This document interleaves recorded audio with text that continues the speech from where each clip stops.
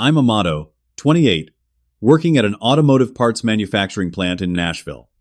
I never thought my own mother would disown me for choosing a factory job, but that's exactly what happened. A single text message in our family group chat changed everything. Mother's Day dinner for successful kids only. I didn't confront her or create drama.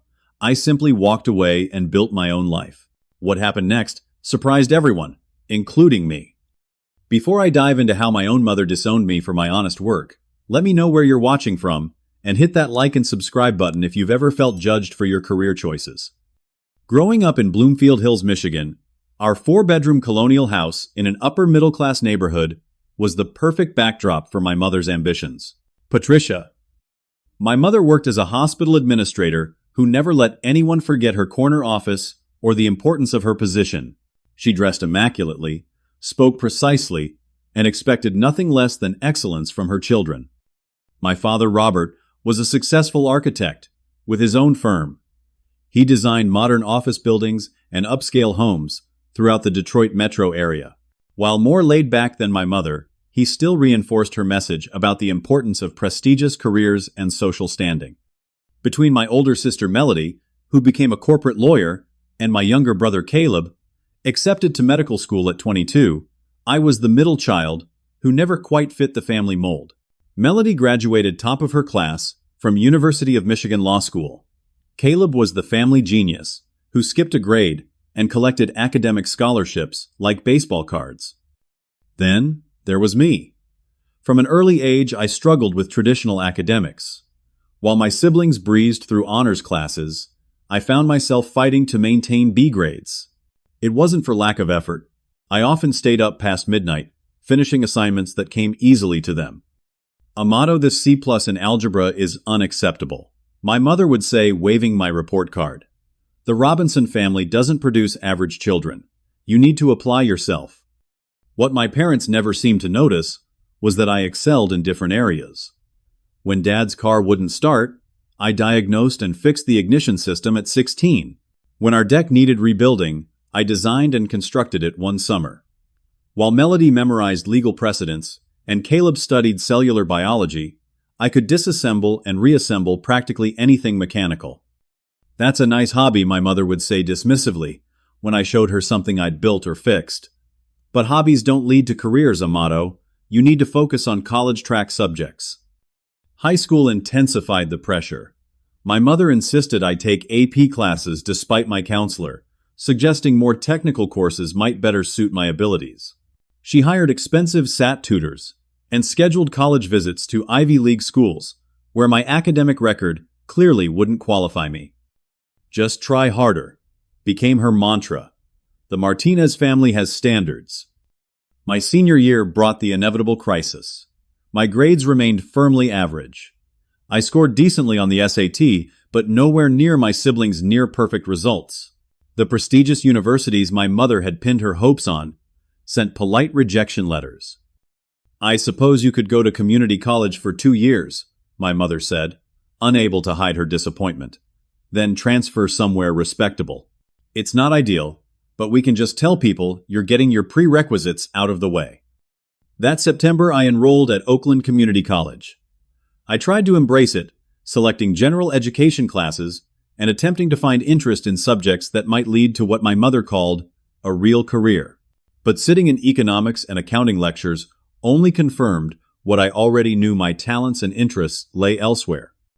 The family dynamic grew increasingly strained during my first year of college. Sunday dinners became weekly opportunities for my mother to highlight my siblings' accomplishments, while pointedly asking me about my plans to transfer. My father would nod along occasionally, offering a sympathetic glance, but never contradicting my mother's narrative.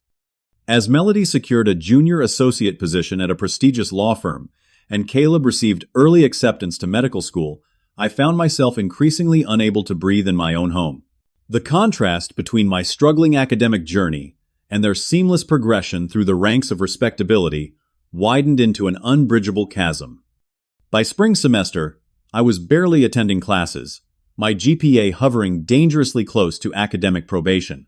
The thought of disappointing my family further paralyzed me, yet I couldn't force myself to succeed in a system that felt designed for someone else's talents. The breaking point came during finals week, when my mother scheduled a family meeting to discuss my academic performance. Seated at our formal dining table, she presented a folder of research on careers that would still be acceptable given my limitations. "We've accepted you won't be a doctor or lawyer," she said, as if granting an enormous concession, "but there are still respectable paths. Accounting, perhaps, or human resources. Something with an office and a title." As she outlined the narrow options she deemed worthy of a Martinez, something inside me finally cracked. The path forward suddenly became clear. I needed to find my own way, even if my family couldn't understand it. The decision to drop out of community college after my first year wasn't impulsive. It came after months of insomnia, anxiety attacks before exams, and the growing realization that forcing myself down this path was destroying my mental health. When I finally submitted the withdrawal forms, I felt not despair, but relief, like putting down a heavy suitcase I'd been carrying for someone else. Telling my parents was another matter. My father looked disappointed but resigned. My mother reacted as though I'd announced a plan to become a professional bank robber. "So that's it. You're just throwing away your future. Your education," she demanded, pacing our kitchen. "What exactly do you plan to do with your life now, Amado?" I didn't have a clear answer yet, which only intensified her fury. That's when Diego, my childhood friend, mentioned the automotive parts factory where he'd been working was hiring. "They start at $20 an hour. Full benefits after 90 days, he told me over beers in his garage. "The work isn't easy, but it's steady. Plus, they have tuition reimbursement if you ever want to go back to school." I hesitated initially, my mother's voice echoing in my head about factory work being beneath our family station. But with rent due and my parents' increasing coldness, I applied the next day. My interview with the floor manager, Brian, focused not on academic credentials, but practical questions about mechanical aptitude, attention to detail, and willingness to learn technical processes. For the first time in years, I felt my actual strengths being valued rather than my weaknesses being highlighted. My first day at Precision Auto Parts was eye-opening. Far from the mindless assembly line I'd been conditioned to imagine, modern manufacturing was highly technical, requiring significant skill and problem-solving ability. I was assigned to the injection molding department, creating specialized plastic components for vehicle interiors. "Each machine has different settings, depending on the part we're making," explained Marcus, the team leader training me. "You need to understand material properties, temperature control, timing cycles. There's a science to doing this right." The learning curve was steep, but for once I found myself naturally absorbing information because it connected to physical processes I could see, touch, and adjust. Within weeks, I was troubleshooting technical problems that had stumped more experienced workers. The satisfaction of producing tangible, precision-engineered components that would be installed in thousands of vehicles gave me a sense of purpose I'd never experienced in a classroom. Beyond the work itself, I found community. Diego introduced me to Jordan, who operated the CNC machines in the metals department, and we started grabbing breakfast before early shifts. My coworkers came from diverse backgrounds: veterans, former retail managers, immigrants, single parents, united by pride in craftsmanship and creating essential products. No one cared about my GPA or family expectations. They judged me solely on work ethic and reliability. "You've got good hands and a better attitude," Brian told me during my 3-month review, approving my permanent position and first pay increase. "Keep this up and you'll go far here."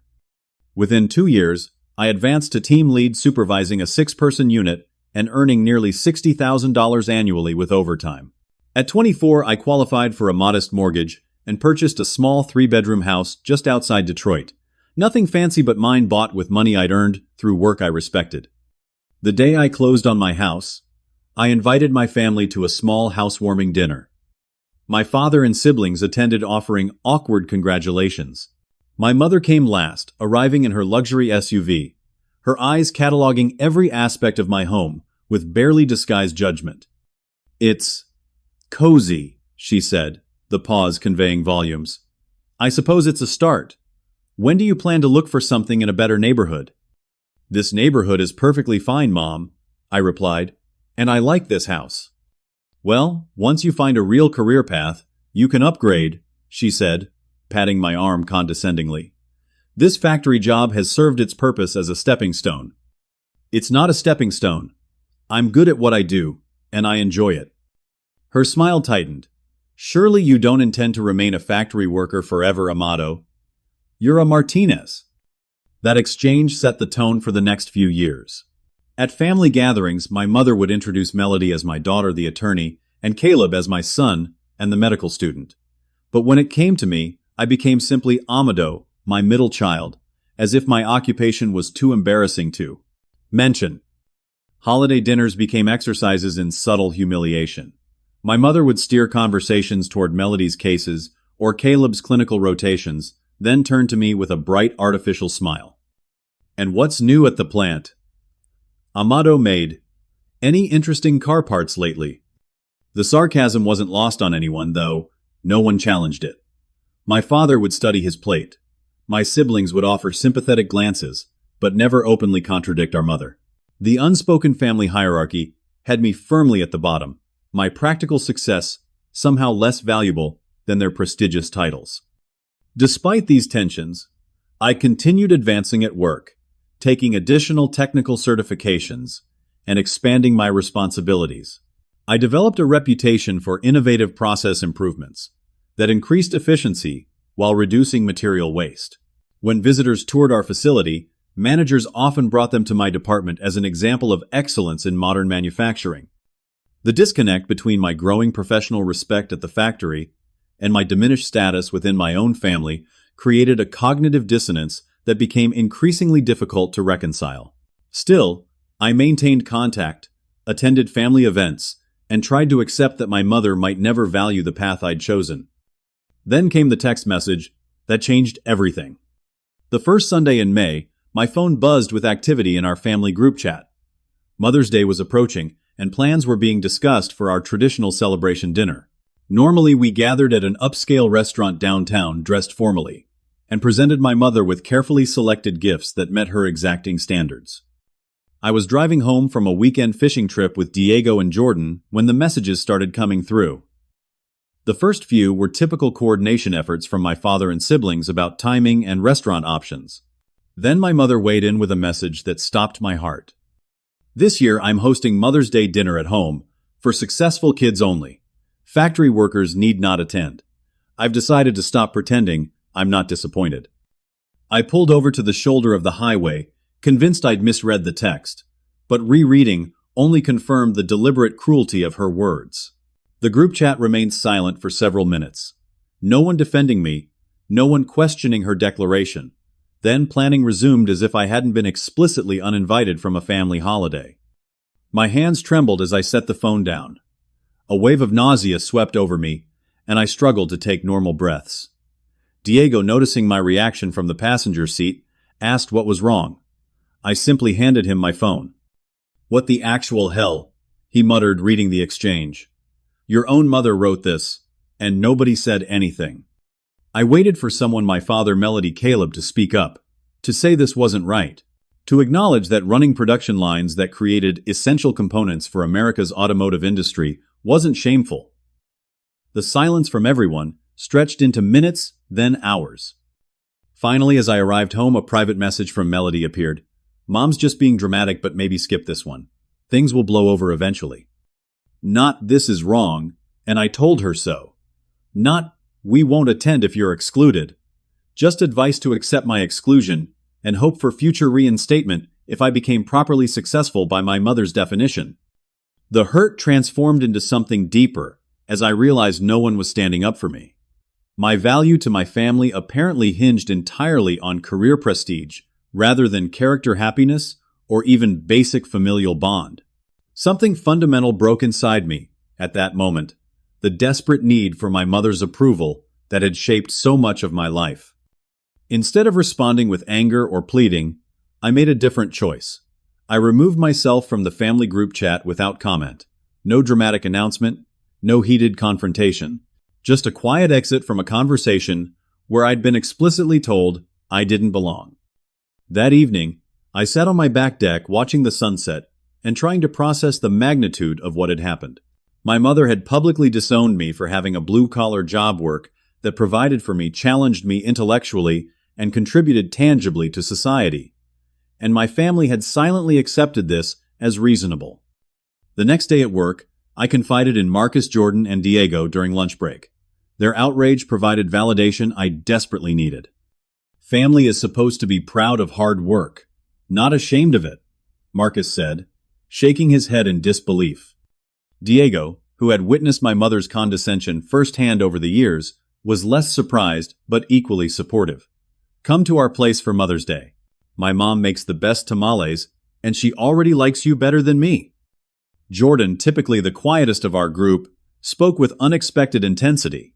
You know what this means, right? You're free. You don't have to keep trying to please people who decided long ago not to be pleased. His words resonated deeply. The constant striving for approval I could never earn had shaped my entire relationship with my family. Perhaps walking away wasn't a defeat, but liberation, permission to define success on my own terms, without the shadow of perpetual disappointment. That week, I took a personal day and met with a financial advisor to review my situation and options. I had savings, home equity, a solid employment record, and marketable skills. I had built a life that stood on its own merits, independent of family connections or support. As Mother's Day approached, I received no apology, no retraction of the cruel exclusion. My father called once, leaving an awkward voicemail, suggesting things had gotten out of hand, but never explicitly disagreeing with my mother's position. Caleb texted to say he wished things were different but offered no concrete support. Melody sent flowers to my house with a card reading, "Thinking of you," a gesture that acknowledged hurt without challenging its source. On Mother's Day itself, I accepted Diego's invitation and spent the afternoon with his large, boisterous family.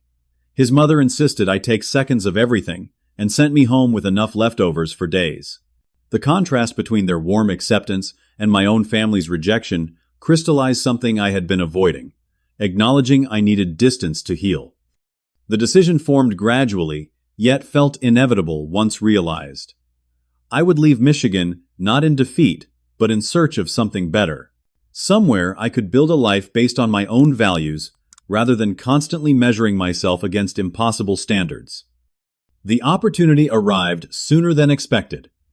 The email from Precision Autotech arrived on a Tuesday morning 3 weeks after Mother's Day. A recruiter had found my professional profile online and noticed my certifications and experience. Their Nashville manufacturing facility needed a senior technician for their advanced injection molding department. The position offered a 20% salary increase, relocation assistance, and advancement potential. After 2 phone interviews and a video conference with the plant manager, I received a formal offer. This wasn't just an escape from my family situation. It represented genuine career advancement in an industry I'd grown to respect. I accepted within hours. The decision to leave without a formal goodbye was deliberate. After a lifetime of being made to feel inadequate, I had no desire for a final family dinner filled with backhanded compliments and thinly veiled disappointment. Instead, I listed my house with a real estate agent who promised a quick sale in the strong local market. I packed methodically, donating furniture I didn't need and shipping essentials ahead to a temporary apartment in Nashville. I wrote a brief note explaining my job opportunity and new contact information, which I mailed to my father's office. No emotional appeals, no accusations, just facts and a forwarding address. The morning of my departure, I drove slowly through Bloomfield Hills one last time. I passed my old high school, the community college I'd briefly attended, and finally my parents' colonial, with its manicured lawn and imposing facade. I didn't stop. There was nothing left to say that would change anything. The 16-hour drive to Nashville gave me time to process the magnitude of what I was doing, leaving behind not just geography, but the constrictive identity of being the family disappointment. By the time I crossed the Tennessee state line, something had shifted inside me. Grief, giving way to possibility. My temporary apartment near the factory was basic, but functional. The complex housed many other Autotech employees, creating an instant sense of community. My first day at the new facility revealed a larger, more advanced operation than my previous workplace, with state-of-the-art robotics and quality control systems. Your experience with the thermal regulation protocols is exactly what we needed, my new supervisor commented during orientation. The team is looking forward to your input on the new line setup. That validation, being actively recruited for my knowledge, rather than perpetually measuring up against arbitrary standards, felt revolutionary. Within weeks, I established a comfortable routine, challenging workdays, exploring Nashville on weekends, and gradually making new connections. Marcus introduced me to a community workshop for hobbyists and professionals called Makerspace, where I could use industrial equipment for personal projects. There, I met other mechanically inclined people, passionate about creating tangible things: furniture makers, metal artists, custom car builders. No one questioned the value or prestige of factory work. Technical skill and creativity were the only currencies that mattered. 6 months into my Nashville life, I attended a community festival in Centennial Park. While watching a local band perform, I started chatting with Sophia, who worked as an elementary school art teacher. Our conversation flowed naturally from music to creative processes to our respective work. "So you help make the interior components for cars?" she asked, genuinely interested. "That's fascinating. I've never thought about how all those pieces come together." I explained the precision required. The material science involved the satisfaction of seeing products move from design to production. Instead of glazing over or changing the subject, my family's typical reaction, she asked intelligent questions that showed real engagement. "I love that you're creating actual things people use every day," she said. "My father was a cabinet maker, and he always said there's something special about tangible work." That first conversation led to coffee the following weekend, then dinner, then regular dates, exploring Nashville's neighborhoods together. Sophia appreciated qualities my family had never valued: practical, problem-solving, technical creativity, work ethic. When I brought her to tour my factory during an open house event, she showed genuine interest in understanding the processes I supervised. Meeting Sophia's family provided another contrast to my upbringing. Her father, Thomas, the retired cabinet maker, wanted to discuss manufacturing techniques and tools. Her mother, Laura, asked thoughtful questions about my career path without any underlying judgment about status or prestige.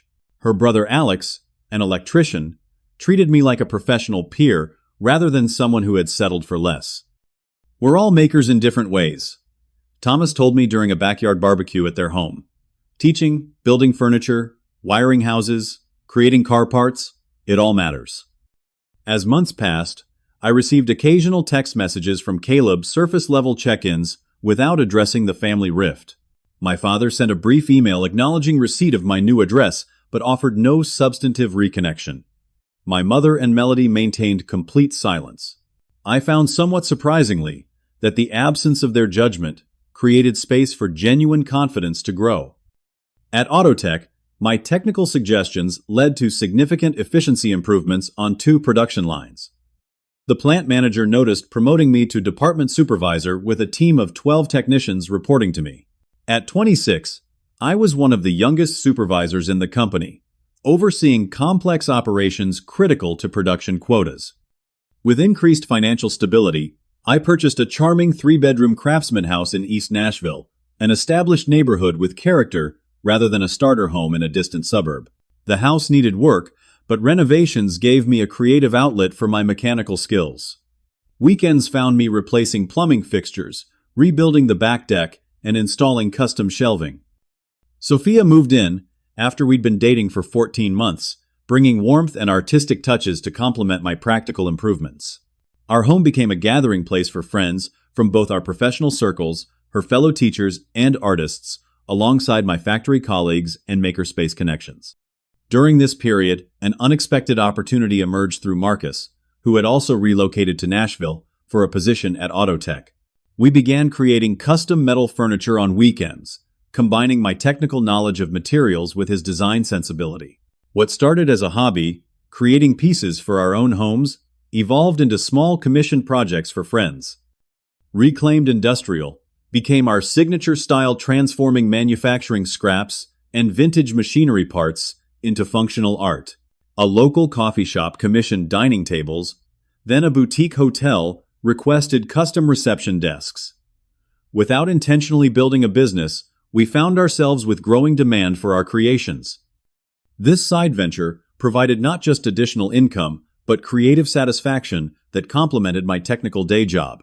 For the first time since childhood, I felt wholly integrated my work, hobbies, relationships, and living environment, all aligned with my authentic interests rather than external expectations. 3 years passed in this new life. Sophia and I became engaged. Our furniture business grew enough to require dedicated workshop space. My position at Autotech evolved to include training new technicians and consulting on equipment upgrades. I rarely thought about my family's rejection anymore. The acute pain had faded into occasional melancholy, mostly replaced by genuine contentment with the life I'd built. Then came the unexpected call that would reopen everything. The call came at 11:30 on a Thursday night.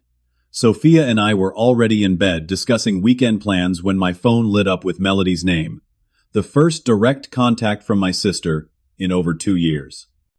Amado, her voice sounded strained, unfamiliar. Dad had a heart attack this afternoon. It's serious. He's in intensive care at Beaumont Hospital.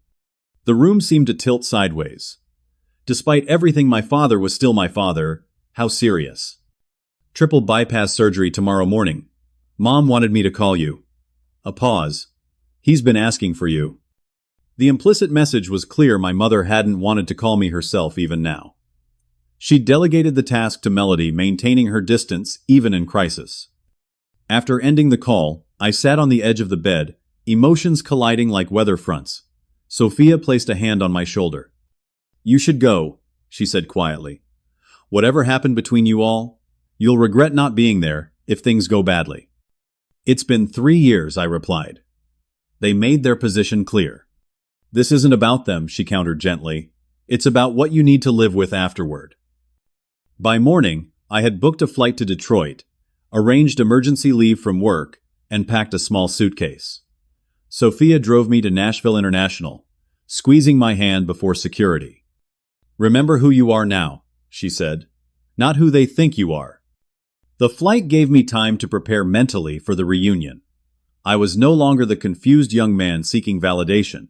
I had built a successful career, found love with someone who valued me completely, created a home, and even a growing business.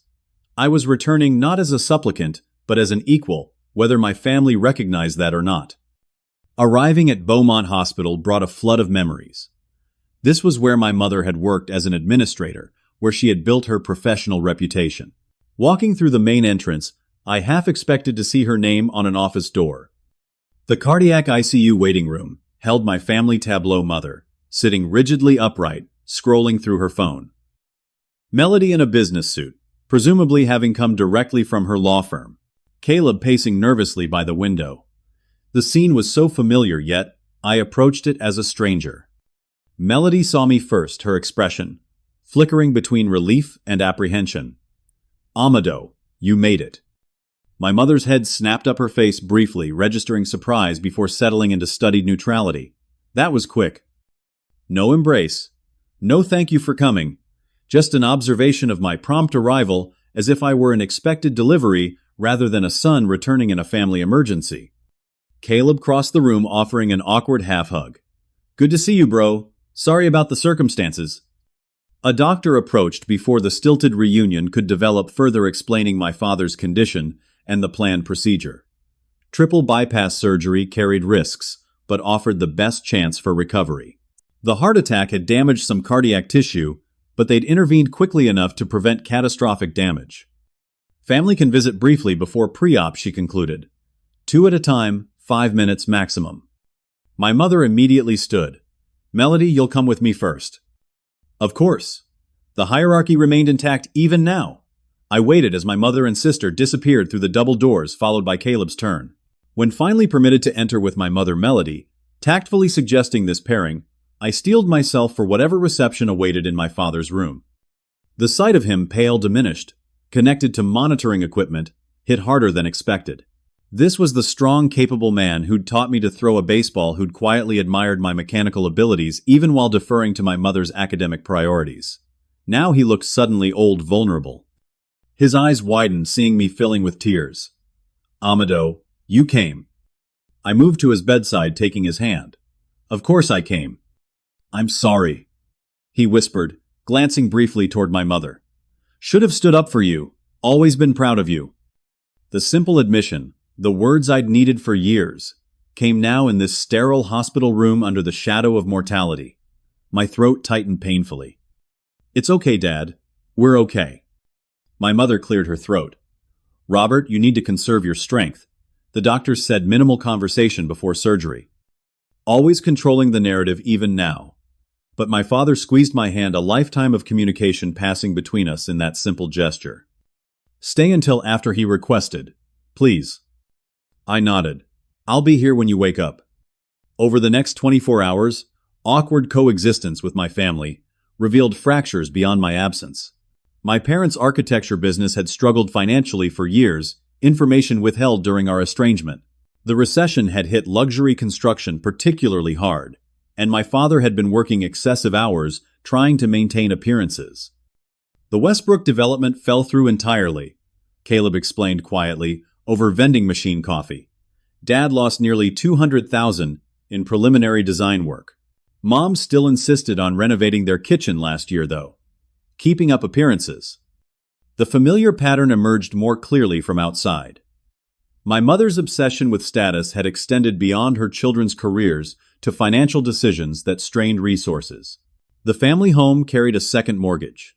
My father's health had deteriorated under constant pressure to maintain their lifestyle. Most surprising was learning they'd been separated briefly the previous year, something neither Melody nor Caleb had thought to mention to me. Mom refused to downsize, Melody admitted. Dad wanted to sell the house, reduce expenses. She moved into a condo for 3 months before coming back on her terms. The surgery lasted 7 hours. When the surgeon finally emerged, her cautious optimism provided collective relief. My father had come through the procedure well, though recovery would be lengthy and require significant lifestyle changes. When he regained consciousness the following day, I was permitted another brief visit. More alert despite medication, he held my hand again. Nashville treating you well, he asked weakly. Very well. I have a good life there, Dad. Supervisor position your sister mentioned. And furniture business. The fact that he knew these details, despite our estrangement, suggested he'd been keeping tabs on me somehow. Yes, both going strong. Always knew you'd find your way. Hands like yours, mind like yours, born to create. His eyes drifted to the doorway, checking for my mother's presence before continuing. She was wrong about you. I was wrong to stay silent. The validation arrived years too late, yet still held meaning. Thank you for saying that. Will you stay few days at least? Against my better judgment, I agreed to remain for a week to help during his initial recovery. This meant navigating extended contact with my mother, whose response to my presence alternated between cool civility and passive-aggressive commentary. Your clothes are quite nice, she observed one evening in the hospital corridor. Factory work must pay better than I thought. Manufacturing supervision is a professional position, Mother, I replied evenly.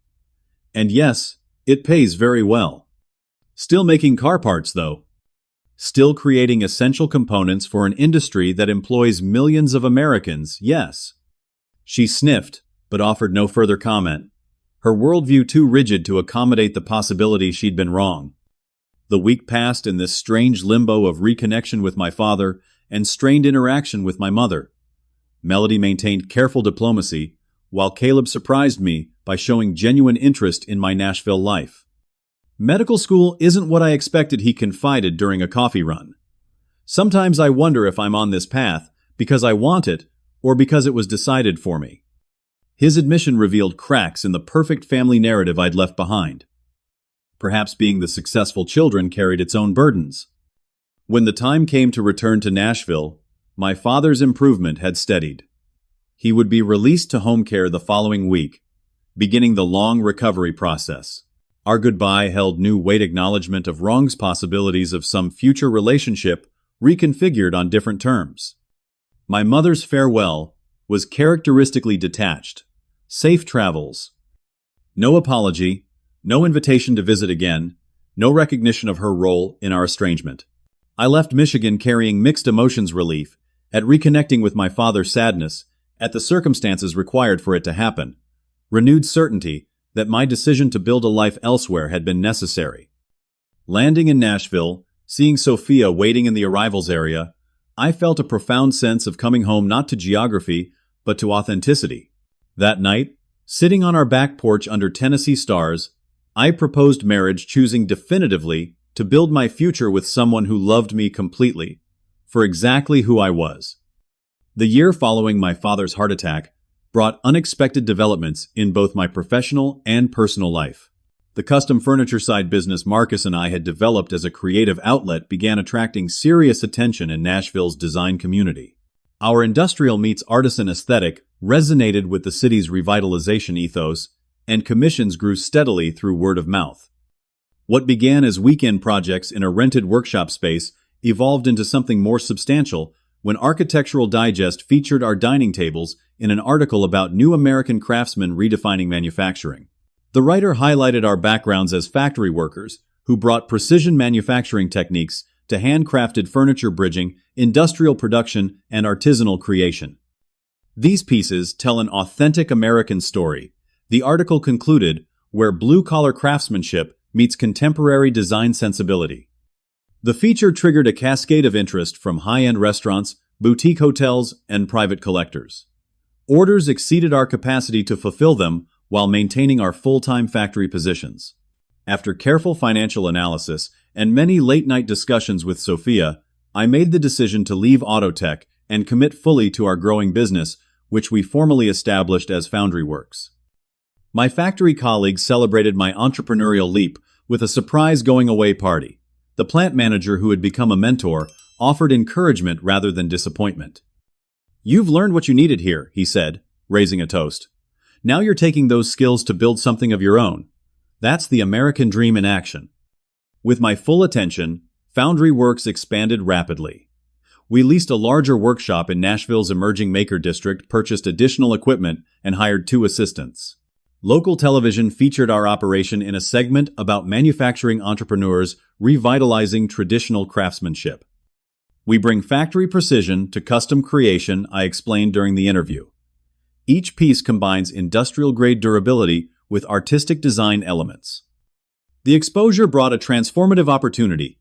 A national furniture retailer offered a substantial contract for a limited collection of our signature pieces to be featured in their premium showrooms across the country. The deal provided financial stability while allowing us to maintain our custom commissions for specialty clients. With business success came personal milestones. Sophia and I married in a beautiful ceremony at a historic Nashville farm. Her large family attended in full force, creating a celebration filled with genuine warmth and acceptance.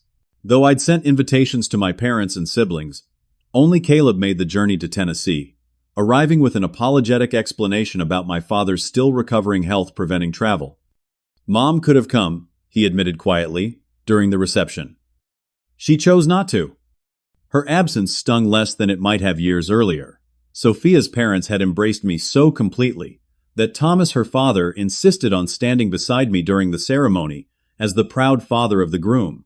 The gesture filled an emotional void I hadn't fully acknowledged.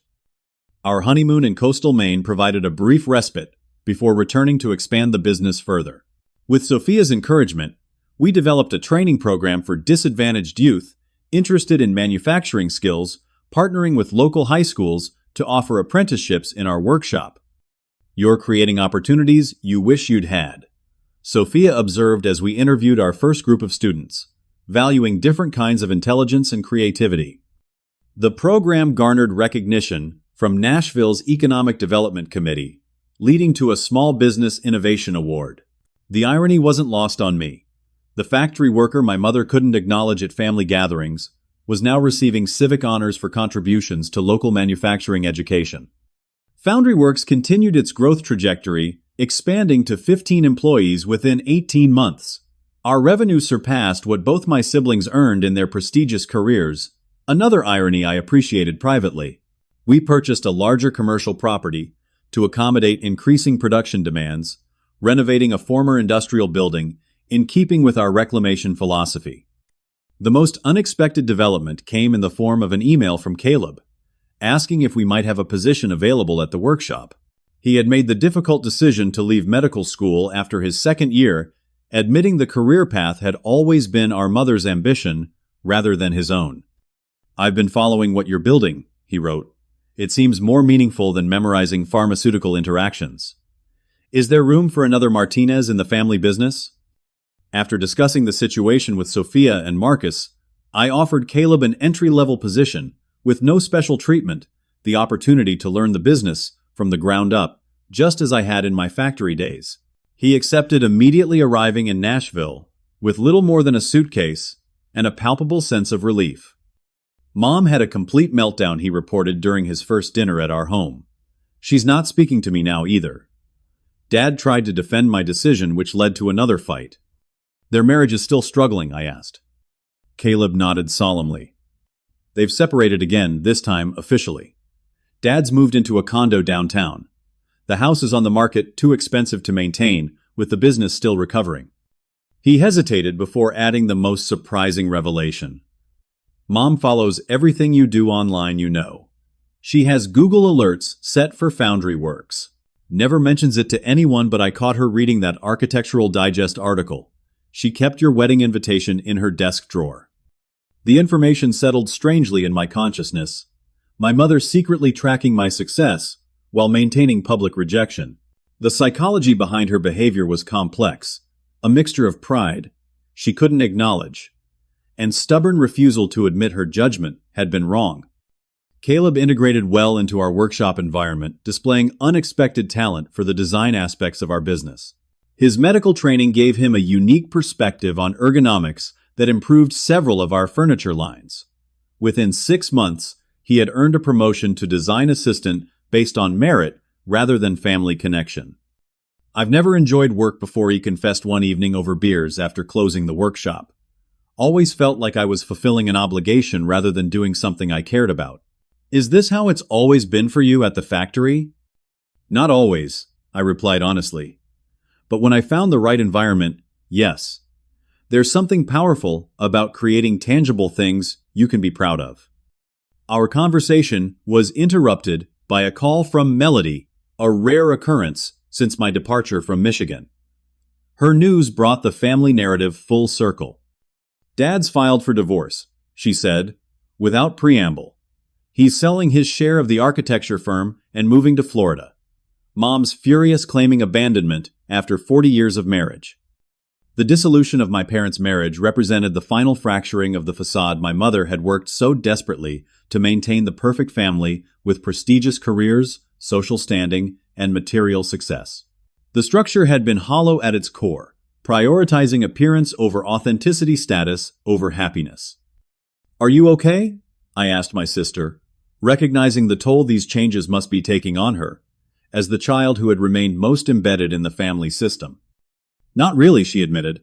"Makes me question everything: my career choices, my relationship patterns. I followed all the rules, did everything right by mom's standards. Now I'm 33, divorced myself, working 80-hour weeks at a firm I hate." "You're always welcome here," I offered, surprising myself with the sincerity of the invitation. "Nashville has excellent law firms if you wanted a fresh start." She laughed softly. The family disappointment offering rescue to the family success story. Life has strange symmetry sometimes. As we ended the call, I reflected on how thoroughly roles had reversed from what my mother had predicted. The factory worker she had disowned now owned a thriving business, enjoyed a happy marriage, and had created a supportive community. Her successful children struggled with the consequences of choices made to satisfy external expectations rather than internal fulfillment. 2 years into building Foundry Works, with Caleb now fully integrated into our operation and Sophia expecting our first child, I received an email that would bring the final confrontation with my past, an invitation to be profiled in American Craftsman magazine as an industry leader redefining American manufacturing. The feature would include professional photography at our workshop, an extensive interview, and national distribution. The timing coincided with the launch of our most ambitious collection, yet pieces commissioned for the renovation of a historic Nashville hotel. Our profile had risen to a level impossible to ignore, even by someone as determined as my mother. I accepted the magazine's offer without hesitation. The story I had to tell about transitioning from factory worker to manufacturing entrepreneur reflected values I genuinely believed in: the dignity of craftsmanship, the intelligence in hands-on work, the renaissance of American manufacturing through innovative small businesses. The feature was scheduled for their March issue.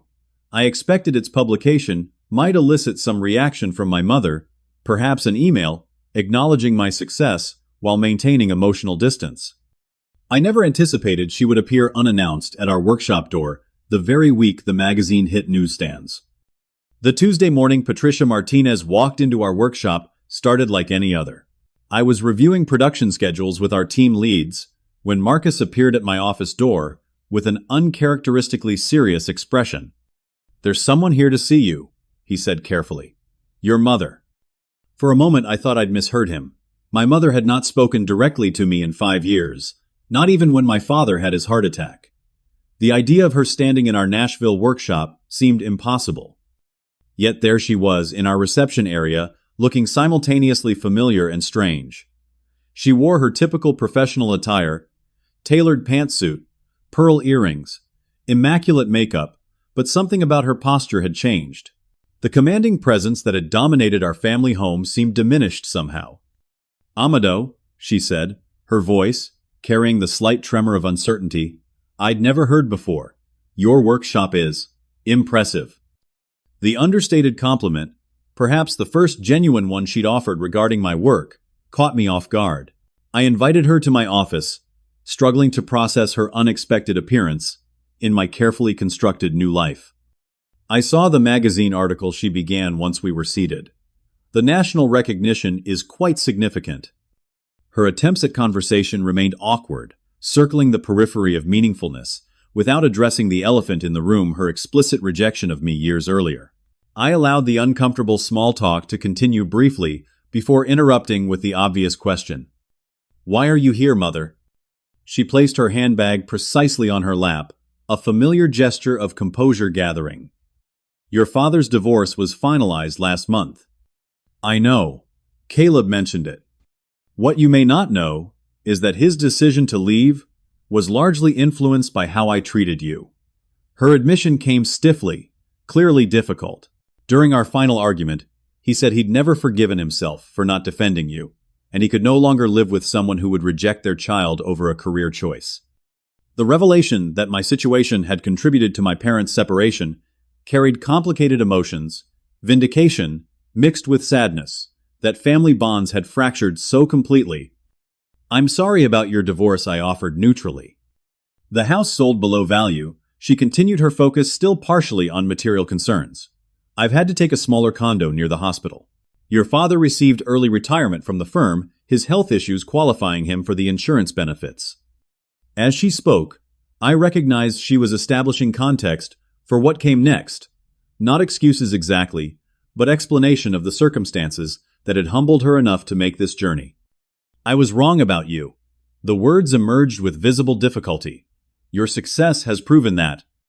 Her conditional apology, based on my external achievements rather than acknowledgement of inherent worth, reflected how little had fundamentally changed in her worldview. Success still defined value in her eyes. The difference was that I now qualified under her metrics. "My worth as your son should never have depended on my career choice or financial success." I replied evenly. "If you're only here because the magazine feature proved you wrong about my potential, that's not really reconciliation." Color rose in her cheeks. "You don't understand how I was raised. Success was everything in my family. Your grandparents reminded me constantly that mediocrity was failure. So you passed that burden to your children. I wanted to protect you from what I experienced." Her composure cracked momentarily. From the judgment I faced growing up in poverty, working my way through college, fighting for respect in hospital administration, when women were barely tolerated. For the first time, I glimpsed the wounded core driving her obsession with status and achievement, her own childhood trauma repackaged as parental expectation. It didn't excuse her behavior, but offered context I'd never fully considered. "I'm not asking for forgiveness," she added, straightening her jacket. "I know it's too late for that. I just wanted to see what you've built. To meet your wife. Perhaps. I know my grandchild someday." The tentative request revealed vulnerability I'd rarely witnessed from her. After a long pause to consider my response, I offered to give her a tour of the workshop, introducing her to our team, including Caleb, in his new role as design director. Her reunion with her younger son carried its own emotional complexity.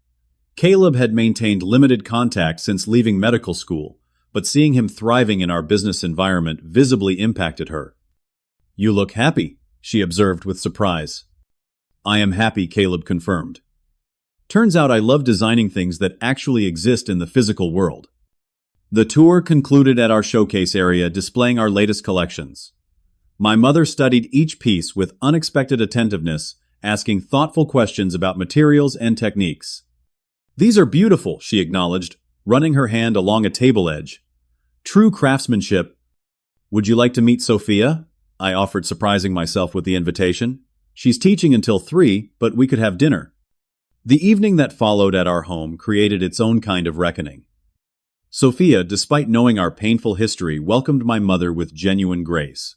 Her natural warmth temporarily bridged the awkwardness as we navigated this strange new territory. "Your home is lovely," my mother commented, taking in the renovations we'd completed ourselves. "Very different from what I would have chosen, but it suits you both." Coming from her, this represented significant effort, acknowledging aesthetic value in something outside her traditional preferences. Over dinner, my mother met Sophia's parents, who had stopped by ostensibly to drop off dessert, but clearly curious about this woman they'd heard so much about. The contrast between Thomas and Laura's unpretentious warmth and my mother's careful formality highlighted the different worlds we came from. "We've been so blessed to have Amado join our family," Laura said, patting my hand affectionately. "He's the son we always wanted." The comment wasn't intended to wound, but I saw my mother flinch slightly, recognizing what she'd discarded, and others had treasured. Before leaving, my mother asked to see the nursery we were preparing for our daughter due in 3 months. Standing in the room with its carefully painted mural, Sophia's creation, and handcrafted crib, my own design, something in her expression softened. "This child will be very loved," she said quietly. Yes, I agreed. She will be valued for exactly who she is, not what she achieves. The pointed statement landed as intended. My mother nodded once, accepting the boundary this established for any future relationship with her grandchild.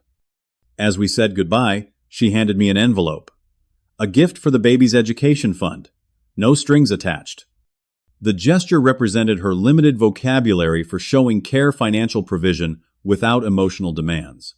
I accepted it as the peace offering it represented, rather than the transaction it might have been in the past. "You can visit after she's born," I told her. "Not staying with us, but there are nice hotels nearby." It wasn't full reconciliation or unconditional forgiveness, but it opened a narrow path forward with careful boundaries. The woman who had once disowned me via text message would not have unlimited access to my family, but neither would she be excluded entirely from our lives.